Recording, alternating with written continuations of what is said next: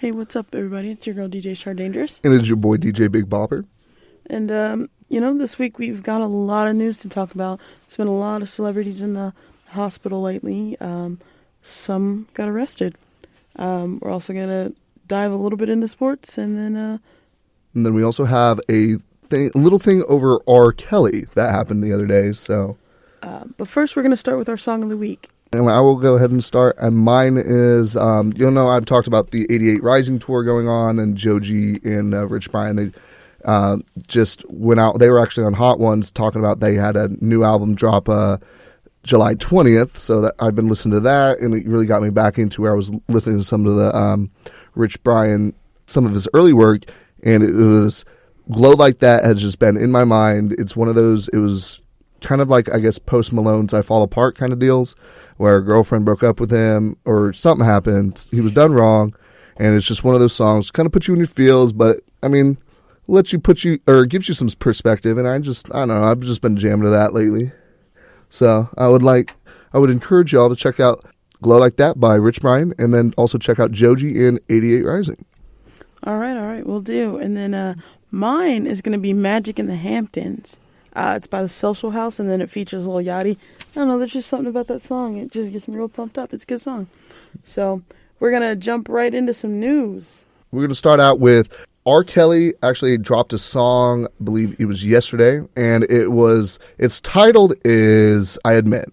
And so he's had a couple allegations over his career, and I'm going to just go off of what he has said. He goes, "Today is the day you've been waiting for."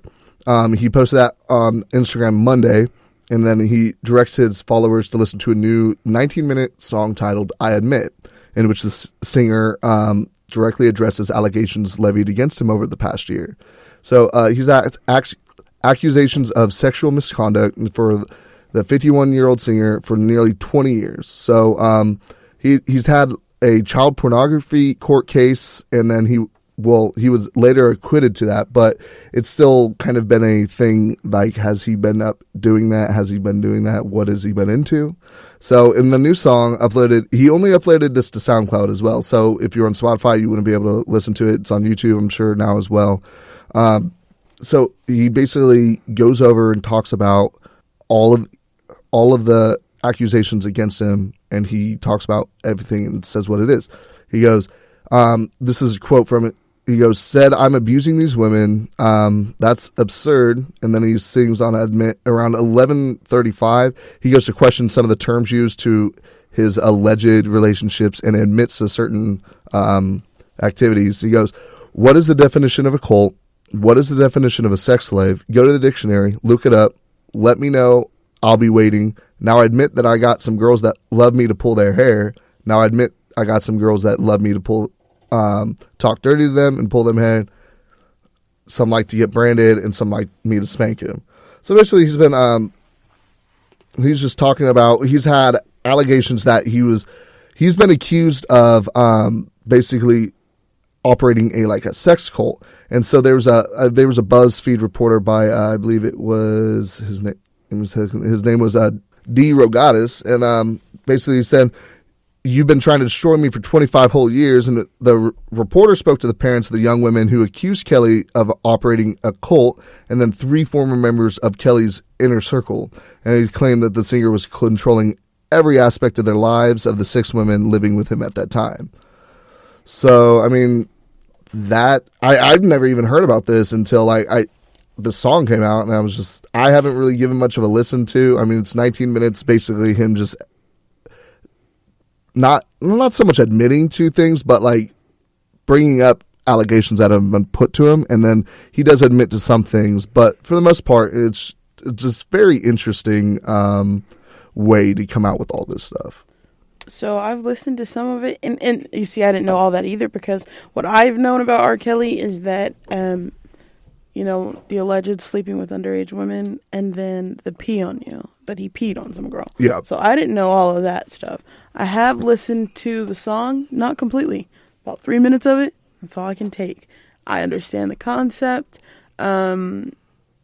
This is not a song. This is he put this out there like he wants to get it off his chest. He wants to let everyone know how he feels. So if you got 20 minutes, Go listen to it. It's very repetitive. He admits a lot.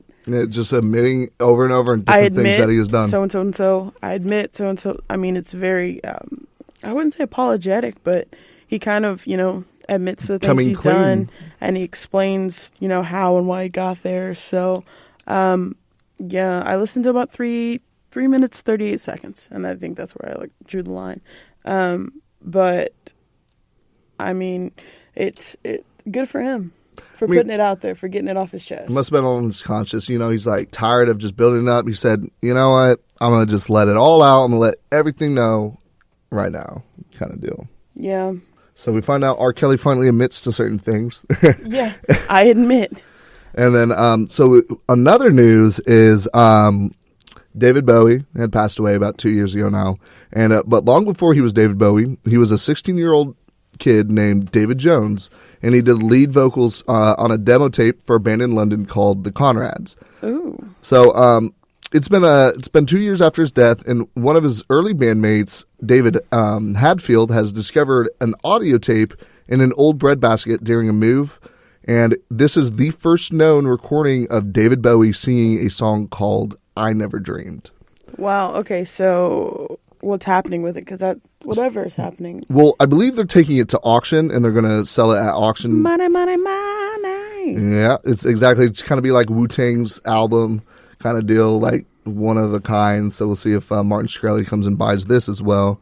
Either way, they're going to get some big money for that. So. But yeah, which I'm actually really curious to see, about the recording. I hope whoever buys it, puts it out on at least YouTube, some streaming platform or something, so we can all hear it. But yeah, so this is his first recording. He was 16 years old. He was no name, and he recorded "I Never Dreamed," or not recorded. He was singing in it. So I mean, this is really cool, and it's really interesting that it's just now coming up. It just was kind of haphazardly thrown somewhere, and it's just now found over 40, 50 years after it's been done. So. I mean, I think that's pretty cool, and it's definitely something I'd like to find in my basement or my attic or something. Yeah, for sure. That'd be a good listen. I also didn't know that David Bowie's real name was Jones. So. David Jones. So, and I think he ended up adopting David Bowie in his mid-20s when he ended up making it big, I want to say. But I could be wrong on that. But, again, rest in peace, David Bowie. Absolutely. And then I'm excited. I hope I get to listen to it. So I think that's pretty cool. I always like seeing that there's new stuff like, a singer died. Michael Jackson, they went through his vault and they found all that cool stuff. It's just really interesting to see where they were going, or not so much where they're going. These are just projects they've done, and just see where they've been in their lives, as they go, and what they're talking about, what they're singing about. Things that, that hadn't been released, but they were I don't know if I'm ready to share this with the world, or I don't know if the world wants to hear this. But I mean, after they pass on, these are things that we get to hear. Exactly. So, I got one. You have all the details, but Tekashi 6ix9ine. Did he get kidnapped? Was it an actual kidnapping and jumped? Well, basically, this is how he's. I have a report in front of me saying what his side of the story and a little bit of the police report. But basically, I'll give you a short rundown before I really get into it. Basically, what happened? He said he was just walking when he got pistol whipped and beaten, thrown into a car. Taken back to his house where they ended up stealing, I think it was $250,000 to $275,000 worth of stuff, and then another $20,000 to $25,000 worth of cash. And then they took him back in the car, beat him some more, and then apparently while they were driving off, he got the door open and rolled out. And one of the guys came after him for a little bit, and then was feared of being ID'd and ran back and let him escape. And then he went straight to either the hospital or the cops. And so they got away. They don't really have anything on them yet that I had seen as of this morning. But it's just really interesting because I'm going to go through this. He goes... Wait, I have a question. Go ahead. So he was picked up. Mm-hmm. Beat up, then taken back to his own house where they robbed him. Yeah, while his wife and kid are there. Wow, that's... But they were unharmed. Reports that said they were unharmed. So basically he goes, here, I found it. Tekashi told the cops that 79th Precinct, he was coming home from a music video shoot around 4:30 a.m. when someone in a dark sedan bumped his Chevy near Bedford and Atlantic Avenues. Two gunmen got out of the car, took a phone belonging to Tekashi, and then struck him with the gun, forcing him into the car. And then they then drove him to Bedford. I'm going to butcher this. Stuyvesant, Sarah's home, and the mother of his child. So then he was forced to call someone inside to bring down a unspecified amount of cash and jewelry, which is now come up to be $275,000 worth of jewelry and goods, I guess, and then another $25,000 worth of cash. And then he managed, and then before putting him back in the car, and then he managed to get out of the car and reported the crime at the police station around 5 a.m. before going to Kings County Hospital, is what the police said. So, yeah, he posted, so he posted in YouTube in February, said, after he got into a fight, and he brags about being untouchable on social media all the time. He goes, "Look at my face. It's still untouched, yo."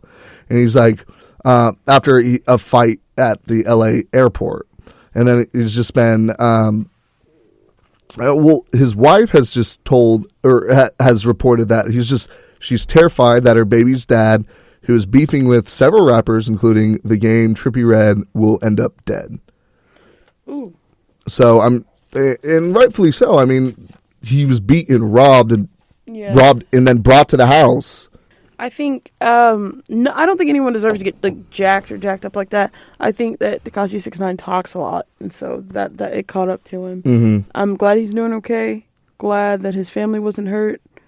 Well, she says, Sarah goes to say that last night was a real wake-up call, and the fact that it happened right on my doorstep with my child sleeping inside really scared me.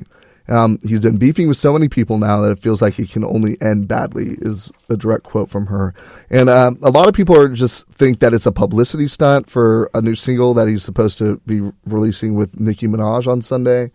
But I don't really think so. I've seen some of the pictures, and he looks pretty beat up. So I don't think that is a staged thing. But I mean, I could be wrong. But no, I don't think it was staged either. Like I said, I'm glad. No one deserves to get beat up like this. Like I said, I think he talks a lot.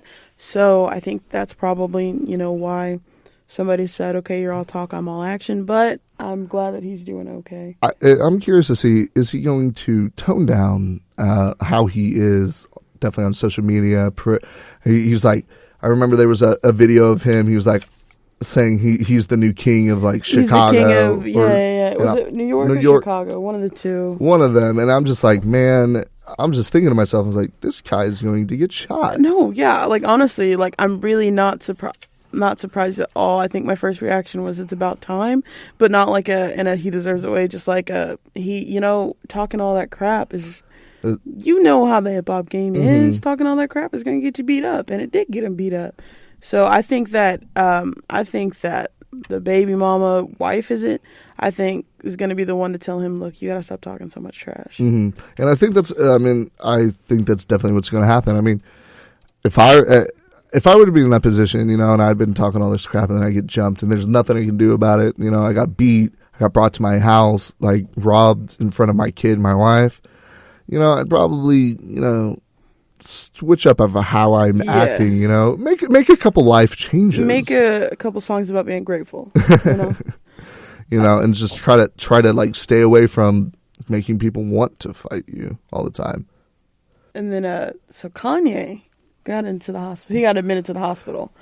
When I was, people didn't know why. Evidently now we know that it's what, because of flu symptoms or because he has the flu. Mm-hmm. Yeah, he was admitted, Kim Kardashian admitted Kanye to the hospital July 22nd, and then they later clarified it was because he had the flu.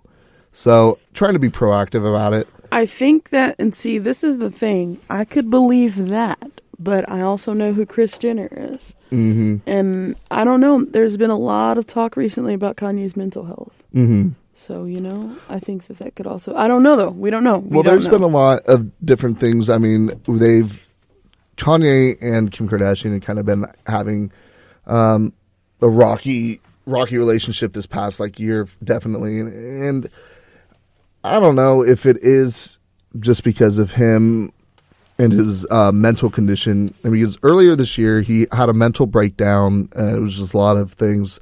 He was saying it was stress, competing artists, thinking he was being manipulated, and all these different things. And he talks about that on Ye. He talked about a little bit about he's done interviews where he said that he was diagnosed with a mental condition at 39, but he never said what it was.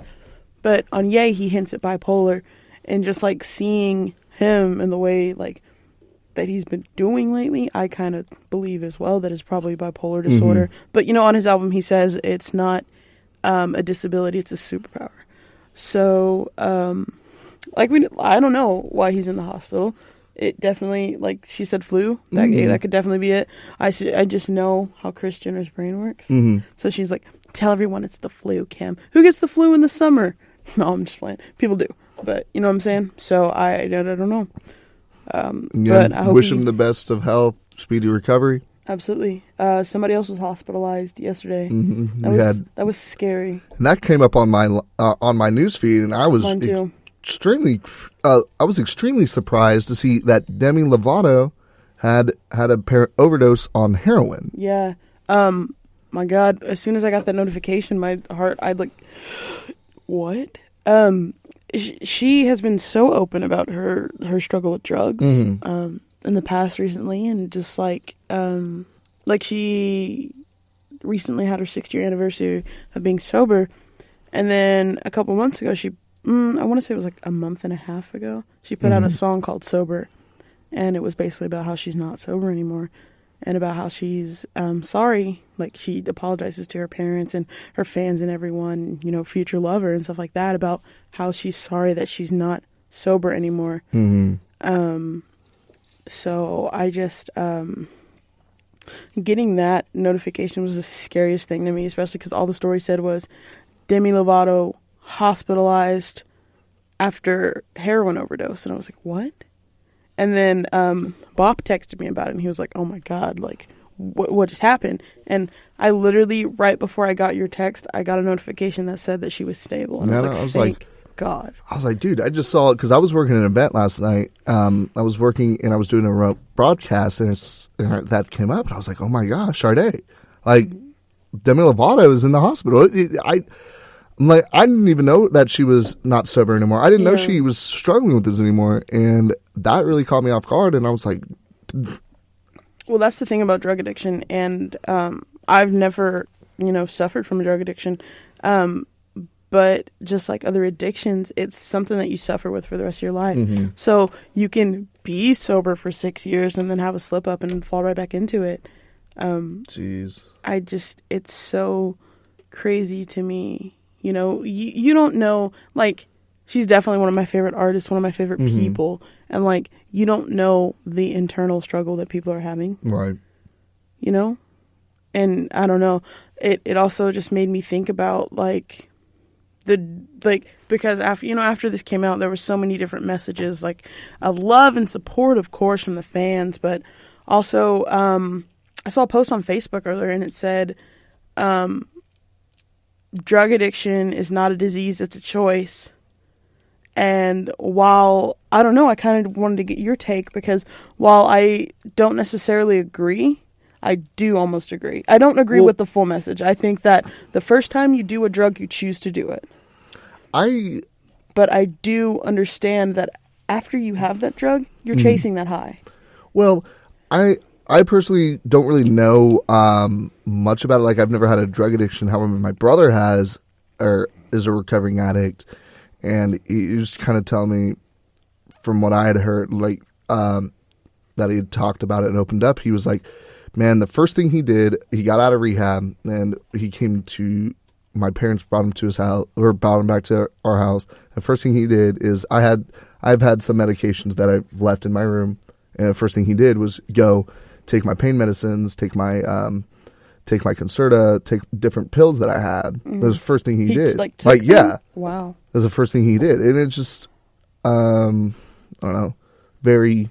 It's something so, like, on the outside of it, because, like you said, you've never personally experienced a drug addiction. Me neither. And so, like, from the outside, it's so easy to say, just don't take drugs anymore. But, you know, it's not easy to do. I'm watching a show called Nurse Jackie now. And so, if you've never seen it, it's actually a really good show. It used to come on HBO. Okay. Basically, the premise of the show is that Jackie is a nurse. She's a mother and a wife. And she works so hard, like 12 hours a day while she's at work nursing. And then she comes home and helps with her family and everything. And she's a drug addict. Okay. And her family doesn't know.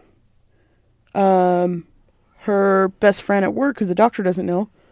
The guy that she's sleeping with doesn't know. He's a pharmacist. Go figure. And so the show is kind of just like, I think it was good. It came out like in the I want to say the late 2000s, like 2009 or so, maybe 2008. But basically, it kind of makes you kind of see yourself in them, because like this woman is, you know, she's doing, she's working this, you know, every day. She's a functioning drug addict. But you also like see the moments like when she's not able to get her pills, like you see how tense she is, or you see like how she'll go and like drink mouthwash, like 2 bottles of mouthwash, chug some cough syrup to like get a high back. And she gets such a high tolerance that nothing will do it for her. In the episode I just watched, her daughter suffers from anxiety, so she had to get Xanax, and it's such a low dosage, and it's such a small amount of pills, but at that point she'd been clean for about a week completely, and she couldn't do it, and she downed the whole bottle. Oh, Lord. And was fine. Like, that did nothing to her because she'd built up such a tolerance. Right. And so, like, when I hear about overdoses and stuff like that, people are like, you know, if you overdose, you're trying to kill yourself, but it's not necessarily that. So it's basically like how they're overdosing is that they're not feeling the effect of the drug, so they keep taking and taking and taking exactly. until They're sensitized, they're desensitized to it. So that's like, it's kind of like people who don't like spicy things versus people who do. I'm going to keep dousing hot sauce on my stuff until, you know, I feel the spice, versus someone who, doesn't even like pepper. So that's not really a good drug analogy, but you know what I mean. And so, but yeah, I don't know. I just think that drugs are such a, I think we need to talk about it. I think it's just a crazy addiction, and drug addiction is just so crazy concepts because it's so rampant with not just, and this is what people think, it's just like alcoholism. Alcohol's a drug. Alcoholism. Absolutely, alcohol is a drug. Alcohol is a regulated drug. I mean, prescription pills like that. Those are regulated drugs. But alcohol and pills kill more people every year than weed does. So I feel like it's such a taboo thing to talk about. Like, nobody wants to talk about drugs. No one talks about drug addiction, but it's more prevalent than you know, and it has more of an impact than you think. Like the research had said, like 30% of the people you know has battled some sort of addiction. Absolutely, and I believe that 100%. And I hadn't personally really known about it until my brother. And that's where I've kind of starting to learn a little bit about more drug addictions, because he would tell me, he was like, man, I've been doing this drug, and when I didn't have it, like, you do whatever you can. Like, I take pills, I drink, everything to try to feel that. And I'm just like, to me, it's easy to say, like, don't do that. Yeah, just stop. But you can't just stop. And I think that, like I said earlier, like, you have a drug one time, and then depending on how you react to that drug, like, you'll chase that high. But you also, like, drug or addicts, they don't think. Yeah. Like, and then there's an aspect of having an addictive personality as well. That like, is true. Genetically, some people are born that more susceptible to drugs. Like, if they start, they won't be able to stop genetically. And I'm blessed that I don't have an addictive personality. Like, I can't even get addicted to smoking cigarettes. I don't like cigarettes. I think they're disgusting. But I wouldn't even be able to get addicted to that. So, but I also think that addiction and mental health almost go hand in hand, just because of, number one, how they're perceived, and number two, how it's treated. You know, mental health 9 times out of 10 is going to be treated with drugs, right? And then prescribed or not. And where do they draw the line there? Because, you know, if they have this drug addiction problem, like giving them a drug to battle that, then they could get addicted to that and just taking that. And it's one of those things. It's a never ending thing. And like I've seen, because I went home and I saw my brother has like 6 prescriptions. And I'm just like, you just prescribed the drug addict drugs. I know. I was just like, and my parents pretty much keep a hold on that so he can't abuse them. But I don't think that he would abuse them if he could. Or at least I like to hope. Yeah, absolutely. Anyway, but I don't know really how that works. But and it's just, to me, to me as a normal person, it's so hard to imagine that, because I've never had to go around just like, oh well, I need to schedule everything around this. Yes. Okay. Because like I'm watching Nurse Jackie, right? And she literally is like running low on these pills, right? And like at one point in like, I don't know what season I'm on, but like in one of the earlier seasons, like she has her own PO box and like pulls out her bill, and she's like a $630 bill. And granted, this was years ago, so like drugs were cheaper. But like of all these like medications, because she's got different aliases and different prescriptions, right? And so like she gets to a point where she's got these blue pills now that she's taking, and she literally takes 5 of them a day. Dear Lord. And she like hides them in the roof in a room of the hospital that she works at, and like she pulls them out and like starts like throwing them on a calendar, and she's like basically has barely enough to make it through the week, but next week she's toast. And I'm like, I don't know, you know? I feel like the only thing that we can almost equivalate that to is money. Yeah. But you can control that. Yeah. Like I'm not addicted to spending money. I can stand here and say like I'm not going to spend money today, which I am. I'm going to go to lunch. But still, you know what I mean? Like, so I don't know. I feel like the only thing that I could ever compare it to, but I don't have an addictive personality, and I never feel like I can always stop and be like, oh crap, like, yeah, you know your limits. Because I used to, I guess this was technically, I guess, would be classified as an addiction, as they classify addictions, was I used to play World of Warcraft religiously. Oh, yeah, yeah, that's an addiction too. And I was like online. I was a top contributor. I was like number 1 tank in my guild. Like we were number 1 guild in our servers for raiding, and like to be this competitive to where you're going to be the first to like beat something, like you're playing nonstop. You're doing everything to gear your person, just nonstop playing. And then I realized, like, I sat back one day and I thought about it. I was like, you know what? I am planning my work schedule around playing video games. Yeah. I am planning my school schedule around playing World of Warcraft. And I was like, yo, I need to stop this. This isn't good. This is unhealthy. Yeah. And I quit it. I quit that day. Yeah. And I haven't played since. And that's why I feel like I've struggled with talking to my brother, is because I feel like I was like, man, you just need to realize that you have a problem and then fix it. Which, I mean, I guess he's done a little too late. Yeah. But it's just, that's why I feel like my brother definitely has an addictive personality and I do not. So that's why sometimes I struggle to understand him, and kind of communicate that with him. I get that for sure. But it's definitely hard.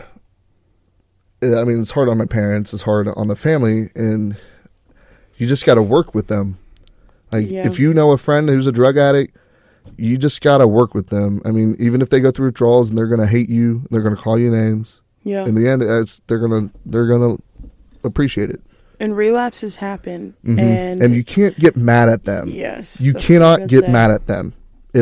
You have to be supportive. It's just like, okay, I guess kind of like training a puppy. Yeah. Like, you're supposed to give them positive reinforcements, not negative reinforcements. And that's the thing. You are kind of training someone to live without this thing. Exactly. Now. This thing that was just getting them through it before, they can't do anymore. And what they say a lot of times as well is that they kind of revert to a point in their life that when they weren't doing drugs, and which I noticed my brother, like he I wouldn't say degraded, like, but he definitely, like, all of his hobbies now is like collecting Pokemon cards, Pokemon stuff, like just things that he used to play as a kid, and it's just odd to me. It's odd to me until like my parents really like kind of explained to me how it works.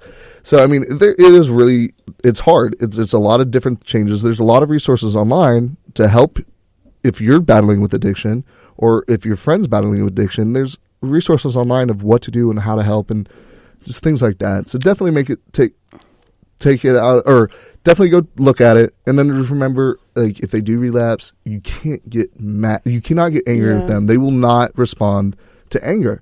You have to think about how you'd want someone to respond to you. You have to think of, kind of try to put yourself in their shoes. And if you were in a situation where you felt like you were upset, you wouldn't want someone to respond that way. You wouldn't want someone to yell at you. What we will do is go ahead and put those resources in the link in the description box. So if you guys are out there needing help or know someone needing help, you can't pull an office from, or you can't pull a Michael from the office and just like try to voluntarily take Meredith to rehab because she doesn't want to go. And you can't make someone quit an addiction that they don't want to quit. You can't force them to do anything. You can't force them to go. But definitely if they're recovering and they do relapse, they don't want to do this. Yeah. They do not want to do this. So if you're yelling at them, that's not going to help because they don't want to do this either. They just sit down and be like, hey, why? Talk to them. Why?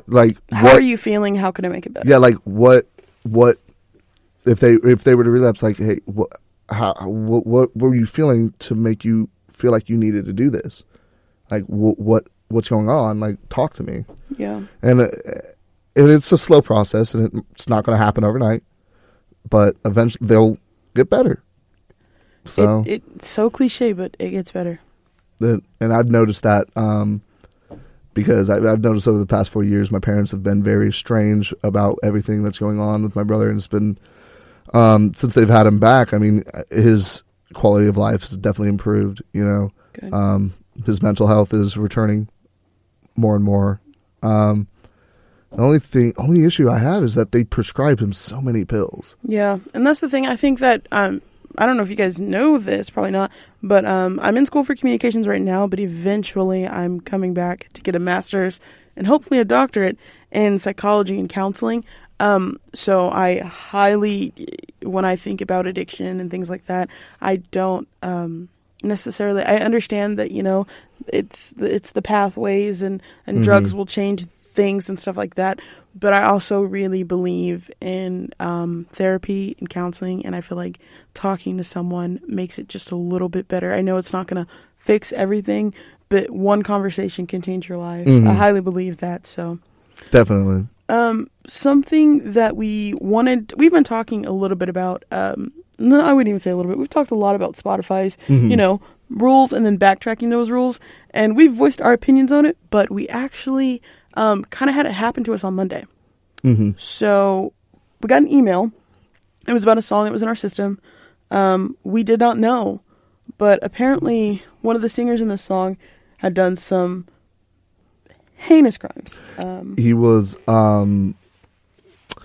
accused, and he was accused and convicted. Okay, accused, sentenced, charged, convicted. Yes, of child molestation, underage sex with sex with an underage minor, producing cocaine to minors, and even getting allegedly a baby high on cocaine, and just terrible things. And the more that we kind of looked into it, the more I was just like, okay, like I get this, I understand.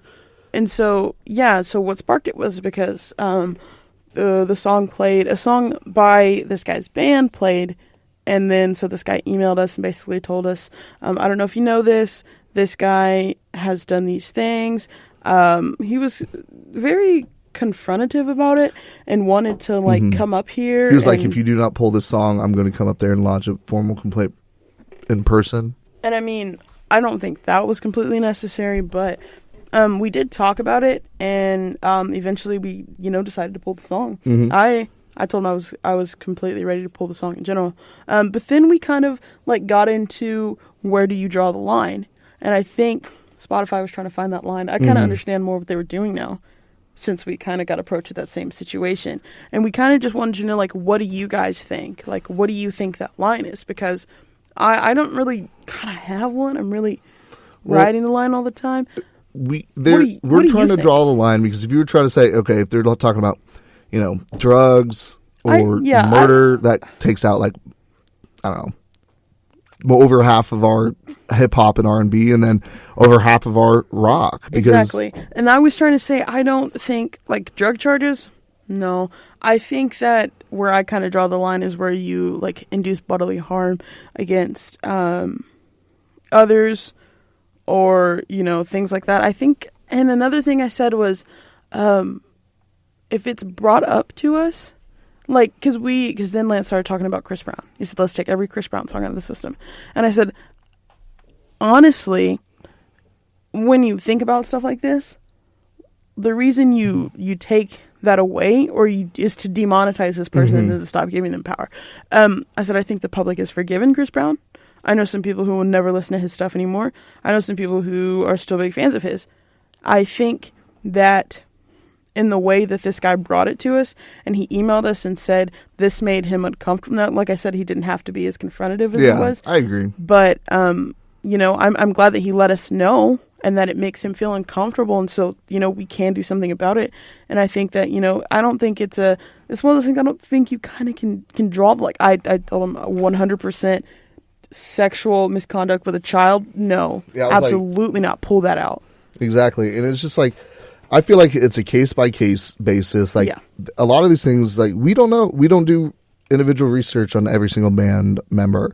So, as it's brought up to us, as it is brought up to us, we will look into it and seeing, first thing I did, Google this dude. He's 50 years in jail for underage sex with several minors, getting kids high on cocaine. I was like, okay, well, I don't really need to go any more detail on that. I agree that I shouldn't be airing him. Yeah. We shouldn't be giving him our time and money on things that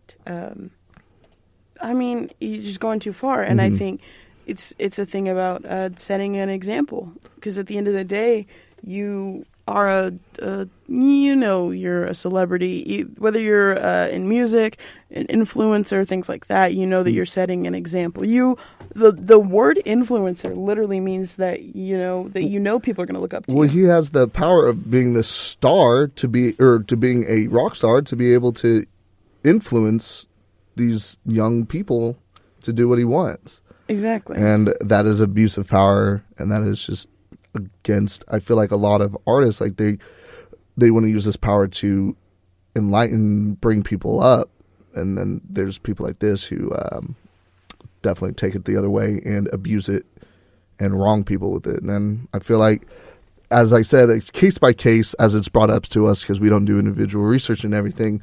But if it comes up, forge a complaint to us, lodge a complaint, let us know, and we'll look into it. We'll talk about it, and if it's something that we think should, happen, it'll happen. And I feel like we're pretty much unanimous on, that guy's really terrible. He's done heinous crimes. He doesn't need to be on our system. Yeah. So. Did you have a Taylor Swift story? I did have a Taylor Swift story, actually. We have Taylor Swift is the youngest female ever to get over $700 million just from her tours alone. So she had her first tour was $125 million. Her second one was $134 million. Red was $150 million. 1984 was $253 million, and they all totaled to $758 million in total. So she is the youngest at 28 to get $700 million from just performances and tours alone. So and when you think about that, you're like, $700 million, that's really not a lot of money. Well, I mean, no, I'm Oh, thinking that's about it like, that's a lot of money. But that's just from her tours. Yeah, so this is like, that's not including royalties from music. That's not including CD sales. That's not streaming. This is simply from touring. And I mean, $138 million in a year from touring. Yeah, her net worth is $280 million. So, I mean, and so I was talking about this and I was like, wow, but when you think about it, that is a lot. And then I was thinking about it and I was like, and she has like 5 tours now? She's done 5 tours, 5 albums. Well, she's been around since 2004. Okay. So like, I think, what did I say? I said 16, but she was 14, I guess, when she first started. That's not to say that's when her first album came out, but that's when she first started. That's when she signed with Big Machine, and then her self-debut album came out in 2006, and that's when Our Song came out. And I think another thing that Taylor Swift has done really well, I think, is her albums. Because I'm not going to compare her to any hip-hop albums just because, the numbers are always skew anyways. But I'll say the amount of songs, like she'll release a couple singles from that album, but then you'll listen to the whole album and you'll like pretty much the whole album. Yeah. Versus like a hip-hop album will come out and you're like, okay, dope, I'm going to listen to the whole thing the first time. And then you'll be like, oh, I like this song, and this song. Like I bought Reputation and I still listen to it. Like, if I'm going home, I'll play that in the car and I'll listen to the whole thing twice. Like, I like genuinely, I think she does music good. It is enjoyable. It is enjoyable. So, yeah. Oh, and then I saw this other story and I thought it was hilarious, right? So, the Big Sean song, I Don't Blink With You, which reminds me of that. What movie? Oh, have you seen Fist Fight? Mm-hmm. When Charlie Day and his daughter get up on stage and sing that song. Yep. It's so funny. Well, that song was about Naya Rivera, right? Because what song was he goes? My new girl on Gleein', probably making more. That's All Me. So with Drake. So the song, the show Lip Sync Battle, right? Yes. With Chrissy Teigen and LL Cool J hosting. She gets on that show, right? What song does she perform? The Big Sean song? I Don't With You. Literally about her. This woman has balls. She gets up there and performs this song about herself. And it's so good. I've always loved Naya Rivera, though, even in Glee. And so, I don't know. I just thought it was funny. I thought that was hilarious. She's married now. Her ring is huge. But I don't know. I just always thought it was funny. And then Triple X is in the news some more. He's gone, but he's in the news some more. They've indicted 4 men in his murder. Have they released anything on any more information about that, or is it just indictments? They were indicted by a grand jury. Okay.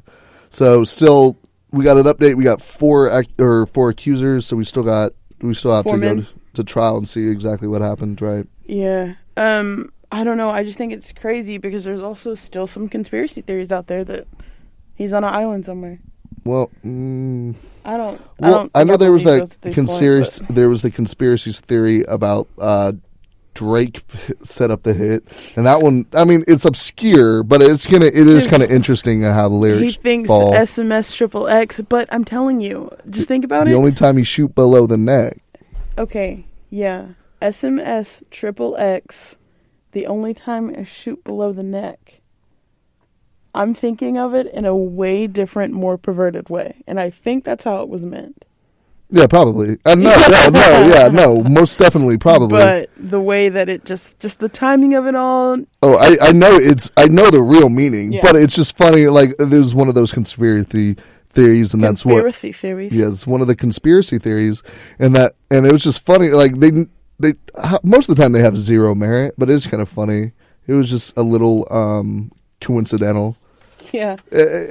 Again, it's not related to that by any means. It's just kind of funny that's how it that's how it was taken because of everything. I just find that kind of interesting. And then I do have some sports news. I don't know if you know, Bob. Are you a big sports guy? I mean, I would consider myself a decent when it comes to like at least football. Okay. Well, camps are starting back, and if you know me, you know I'm a Cowboys fan. I watch every single game. I'm gonna try and make it to a game this year. But I was watching the news, and I saw that people are expecting the Browns to do pretty decent this year. Oh, really? Because of Baker. Well, I had a conversation with my dad about this, and I said, I think that the Browns will win 3 games. My dad said 3 games. He said he'll give them 3 games. And I said, okay. And those 3 games are either going to be jump the gun right out of the gate, like the first 3 games of the season, and then they're going to go downhill, or they're going to keep getting better and better and better and start with no wins and then win the last 3 games. There's no in between. we'll see because, We'll see. I mean, there's a lot of there's other variables like injuries, Yeah. of course. Yeah, of course. And I mean, I think that they're just like pride and joy is the fact that Baker will be there. Yeah. So he'll be back. Also, so that's NFL. They're just starting mini camps right now. Their trade deadlines and everything are done. Did they show who's going to be on the next Hard Knocks camp Hard Knocks? No, I don't think so. But they did. 'Cause I know 2 years ago it was the Houston Texans. Whoop. But oh, you know what else got released? The soundtrack from Madden 19. oh, really? Let's see. We got some Lil Baby, some Lil Skies, Okay. Migos, Post Malone's on there. Ball for Me, that one with Nicki Hey, Minaj. imagine that. Post Malone near the end of near the end of our podcast. Right? It always happens. Pusha T's on there. Ooh, so is Denzel Curry, Designer, Denzel Curry, is it Ultimate? Sumo. Oh, dang, I was wrong. Cardi B's on there. A Moneybag. Let's see. Young Thug and Young Ma. Okay. So I'm about to get a PS4 finally. It was a pretty good, So I'm gonna get Madden, pretty good soundtrack too. and then yeah, right. It sounds pretty decent. It'll be pretty good. It will hype you up. And then so NBA news, they're still doing trades. Okay, and stuff. NBA news number 1, we got Carmelo Anthony coming to the Houston Rockets. Yeah. Boom, baby. Honestly, so I don't know. Carmelo Anthony's not a bad player. He's not the greatest, but he's not the worst. And No, I I feel like he's gonna. I think he'll do something for the Rockets. He's not a great player, but he's a good player, and I Yeah. feel like they're gonna put him into position, and he's gonna do very well. And I think he can complement Harden as well. Oh yeah, absolutely. I think they'll work really well together. That's why I think not get one of like, I don't know, like if you were to get LeBron or even Russell Westbrook kind of thing, where they're the heads, they're the leaders kind of deal.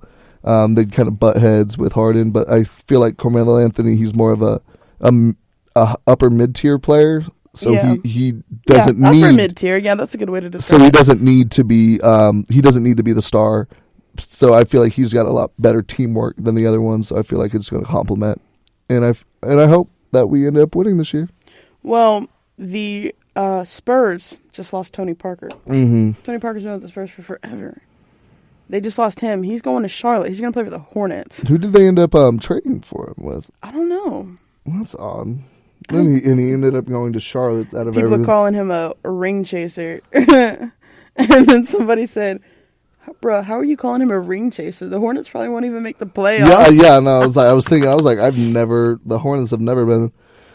I mean, I can't. I honestly could not. I can't say anything. If there was a chance if I could transfer teams to get a ring, I probably would. So, I was listening to the radio this morning on my way into work, and Dwayne Wade's in China right now doing some stuff. China offered him a $25 million 1-year deal. Oh, I'd take it. 1 year, Absolutely, 25 mil. I Yeah, would take done. that 100%. Because you also got to think the competition in China is nothing compared to the NBA. Nothing, exactly. So 25 million, go over there and just like basically Ball. You're Just going ball against out. you're going against the NBA Junior League. Yeah, you pretty know? much. I love watching the Summer Olympics because when the U.S. plays China, dude, it's so bad. We're just dunking on everybody anytime. And then, okay, so Dirk is coming back. He signed a 1-year, I think $5 million, Mm-hmm. which makes him the longest player, or the player who played with the franchise, with one franchise for the longest. It's like 21 years. Dear Lord. Yeah, because I'm pretty sure. Yeah, he's the been playing Mavericks since he was are like 19. I think the Mavericks are the only team he's ever played with. Yeah, he's been playing since he's like 19. He's like 40-something, right? Yeah, he's getting up there. And then I also saw that if he plays one more year, he'll be like the first player and the only player to play in like 4 decades. Because it'd be... Yeah, 2020. Well, 2 more years. 2019, 2020. Well, yeah, but he's already done for next year. Oh, yeah. So if he signs an extension after that...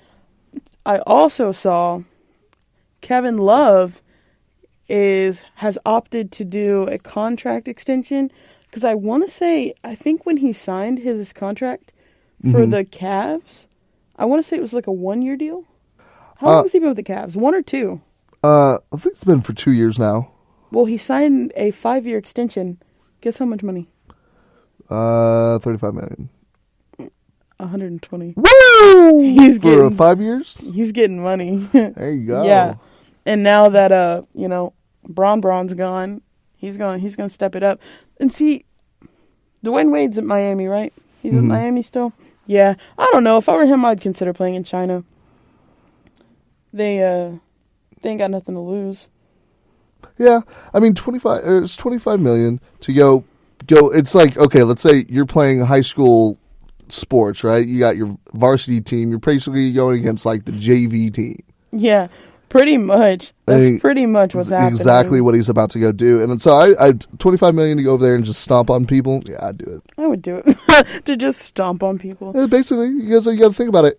Like I mean, you can see it in the Olympics you were talking about. Ever since they allowed allowed professional athletes, not just college athletes, to play, it's just been no contest. Yeah. Except for, I'm sorry, that 1 year that we had like a bunch of major stars. I can't remember what it was, and then we ended up losing.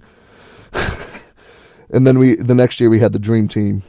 Yeah. And I was just, but. We covered a lot today. We covered a couple of heavy topics. Like we said, guys, give us your opinion on, the line, I guess. Mm-hmm. Where to draw the line. Where do you think the line should be drawn? That's just, kind of what we think. Mm-hmm. And, that's us thinking as, number one, people who listen to music, but more importantly, people who run a station. Yeah. So, we, at the end of the day, think about, we've got to play music no matter what. So what can we play, But, let us know what you guys think. And like I said, we're going to have links in the description box. If you or anyone you know is suffering with addiction, get some help for them. And definitely be there for them. Even if it's just a conversation, you never know what that conversation could do. Exactly. So, like you said, I know we talked about a lot of heavy topics today. It was a little bit different than what we normally do. But we both agreed that we felt like it needed to be addressed. It's so prevalent and it's happening, and I'm the type of person that I think that conversations need to be had. I don't think that sweeping anything under the rug is not doing anything but keeping your house dirty. Exactly. And it's just something that I personally I deal with because my brother's an addict, so I definitely feel like it needs to be addressed and talked about. It's because a lot of people, they either are in denial, they just don't think it's going on, or they think it's just going to get better. It doesn't. You need to help them. But again, we're going to get off that. We will be back next Wednesday on Wave of the Planet, and hopefully we have a lot happier news to talk about. Happier topics. If you guys want to hear a show about anything special in particular, let us know. And I know she was talking about the soundtrack of the new Madden 19. I'm actually going to go check out a couple games. I kind of want to talk about music and video games. I think I actually am going to end up starting that up next week. So stay tuned. I have a couple new segments. I think I talked about wanting to start maybe talking about, because I like to travel. So like music and traveling, or like music from a certain place or about a certain place and how it, makes you feel and stuff like that. So new segments coming, guys.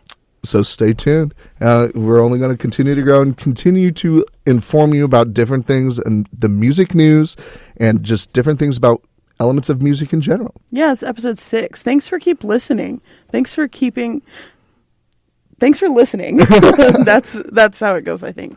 Thanks for listening, guys. Of course, we love y'all and appreciate y'all, and we will see y'all next week at Wave of the Planet. Big Edition.